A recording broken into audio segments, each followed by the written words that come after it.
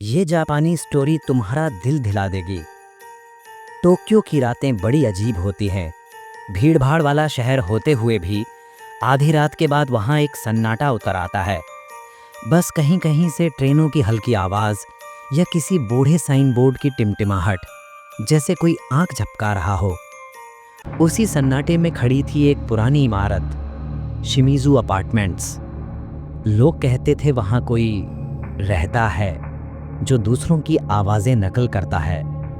जब नाओमी सातो उस इमारत में शिफ्ट हुई तो उसे किसी ने नहीं बताया कि 407 नंबर कमरे की दीवारें कहानियाँ सुनाती हैं। वो नई-नई जॉब पर थी, अकेली रहती थी और उसे बस इतना चाहिए था, एक सस्ता कमरा। जब बूढ़े मकान मालिक ने चाबी दी तो वो थोड़ा झुककर बोला, अगर रात में कोई तुम्हारा नाम पुकारे तो जवाब मत देना। नाओमी हंसती। उसे लगा ये जापान की पुरानी डरावनी कहानियों में से एक होगी। कमरा छोटा था लेकिन साफ, दीवारें सफ़ेद, हवा में हल्की सी नमी और दरवाजे के पास लगा एक बड़ा पुराना आईना जिस पर धूल की पतली परत जमी थी। नाओमी ने बस कपड़ा मार के उसे साफ कर दिया।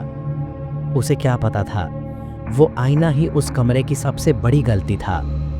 पहले 3 दिन ठीक रहे, ऑफिस, खाना, नींद, बस यही रूटीन। पर चौथी रात कुछ बदल गया। वो अचानक नींद से जाग गई। घड़ी में 2:37 बज रहे थे। कमरे में अंधेरा था, बस खिड़की से थोड़ी चांदनी गिर रही थी। और फिर उसने सुना, नाओमी। बहुत हल्की सी आवाज़ थी, जैसे किसी ने दीवार के पार से फुसफुसाया हो। उसने करवट बदली, सोचा सपना दिखा होगा, पर फिर वो आवाज़ आई और इस बार अंदर से, नाओमी। वो झटके से उठ बैठी, दिल जोर जोर से धड़क रहा था। उसने लाइट ऑन की, कमरा खाली था, दरवाज़ा बंद, खिड़की बंद। वो धीरे से बोली, कौन है?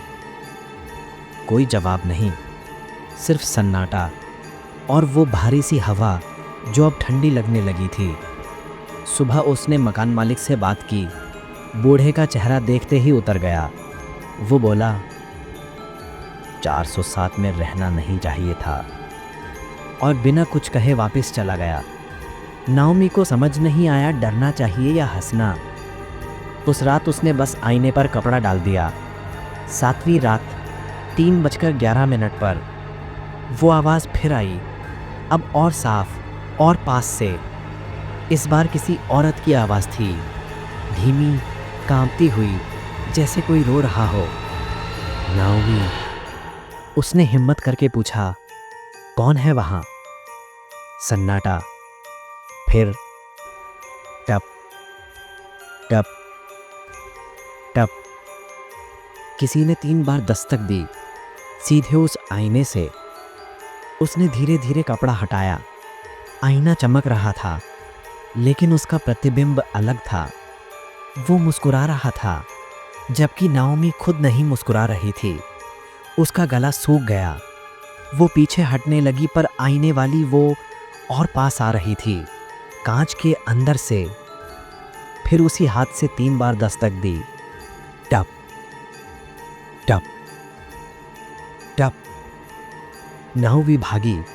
उसका दिल जैसे छाती से बाहर निकलने वाला था। अगली सुबह वो मकान मालिक के पास पहुंची। मैं ये कमरा छोड़ना चाहती हूँ, उसने रोते हुए कहा। बूढ़ा आदमी कुछ देर चुप रहा, फिर बहुत धीमे बोला, अगर अब तुम गई तो वो तुम्हारे साथ जाएगी।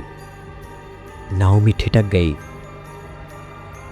क्या मतलब है आपका?